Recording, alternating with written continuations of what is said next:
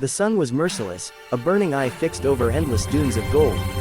His lips were cracked, his skin blistered, and his heartbeat slowed to a fading drum inside his chest. When Sergeant Daniel Brooks fell to his knees in the middle of the Arizona desert, he believed that was where his story would end, swallowed by the same land he had once trained to conquer. But fate had other plans. When he opened his eyes again, there was a shadow above him, not death, but a woman. Her dark eyes were steady, her face half hidden by a shawl woven in crimson and black. He tried to speak, but his tongue stuck to the roof of his mouth. He could barely breathe. "Don't move," she said softly, her voice the calm against the roaring wind. "You are safe now." Chapter 1. The Crash. It had been 3 days since the helicopter went down. Daniel was the only one left alive after the Black Hawk had been ripped apart by a sandstorm. The mission was classified, an extraction gone wrong near the old Apache territories. The storm came without warning, swallowing the sky, twisting metal, and scattering men like dry leaves. He had crawled from the wreckage with a broken wrist, no radio, and a single canteen, empty within hours.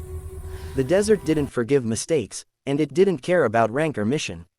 Every step forward had drained him. Every hour was a fight against hallucinations. He had seen mirages of rivers, shadows of men calling his name, and once, his mother smiling through the heat haze. When his knees finally gave out, he whispered a prayer. Not for rescue, but for peace. That was when she found him. Chapter 2. The Widow of the Desert. Her name was Nita. She lived alone on the outskirts of an abandoned Apache reservation, a widow whose husband had been taken by the same desert years ago. Her home was a mud-walled shelter surrounded by dying cactus and silence. She didn't expect company. When she saw the soldier lying half buried in sand, she thought he was already dead. But something made her check, a twitch of a finger, a shallow breath. She dragged him inside, whispering to the spirits to forgive her for bringing an outsider into sacred land. For days, Daniel drifted between fever and dreams. He remembered only fragments. Her hands cooling his forehead with wet cloths, the sound of water dripping from a clay jar, and her low chanting at night. But there was no food, no medicine, no clean water left. The desert had cut them off. Chapter 3. The Choice. By the 4th day, Daniel's body was failing. He hadn't eaten in nearly a week, and the heat had turned his lips blue. Nita searched the land for roots and cactus fruit, but even the snakes had vanished. That evening, she sat beside him, tears glistening in her tired eyes. He was young, no older than 30, with scars that spoke of battles beyond this desert. She saw the dog tags around his neck, his cracked lips trying to form words. "Don't leave me," he whispered. She brushed his cheek gently. "I won't." It was then she made a choice only a mother's heart could make. Her body still carried milk, faint remnants of a child she had lost years ago. It was the last thing she could give, the final act of life in a place built for death. That night, under the silver desert moon, she saved him in the most human way possible, by offering him what little her body could still create. And it kept him alive. Chapter 4. Between Life and Memory. Days blurred into one another. Daniel slowly regained strength. His wounds began to close, and the fever receded. Every time he opened his eyes, Nita was there, silent, patient, watching over him as if guarding something sacred. He tried to thank her, but she always shook her head. "The desert took too much from me," she said. "If I can save one life, maybe the spirits will let me rest." When he was finally strong enough to stand, he saw the world through her eyes. The dry land, the forgotten graves, the traces of a people erased by time. Nita told him stories by the fire, of her husband who went to war and never returned, of a son who died in his sleep, and of the silence that became her only companion.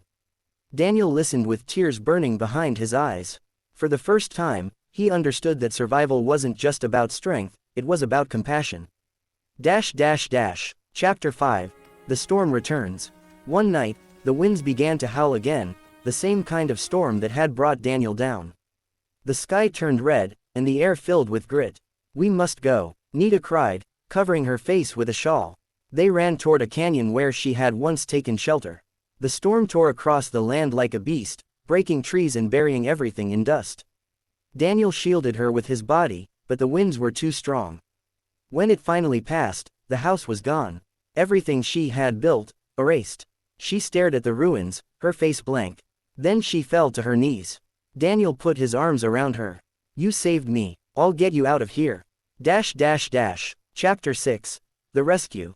When the storm cleared, Daniel climbed the highest ridge and fired a flare, his last one. For hours, there was nothing but silence. Then, at sunset, a faint rumble echoed from the distance. A search drone appeared in the sky, scanning the desert with a beam of light. Within hours, a rescue chopper descended. The soldiers rushed to Daniel's side, but his first words were, "Help her first. She's the reason I'm alive." They took them both aboard. As the helicopter lifted off, Nita stared down at the land that had taken everything from her. Her husband, her home, her peace, and yet, she smiled faintly. For once, it had also given something back. Chapter 7. The Gift of Life. Weeks later, Daniel stood beside a hospital bed, holding Nita's fragile hand. She was weak, her health fading, but her eyes were bright with calm. "You will go home," she whispered. "You will live. That's enough for me." He shook his head, tears streaming down. "I owe you my life. You owe me a promise," she said softly. "Remember the ones this land forgot." Daniel kept that promise. When he returned to his base, he used his position to push for relief supplies and medical aid to the forgotten Apache communities. He told her story, not in military reports, but in human words that touched hearts. He called it the widow's gift.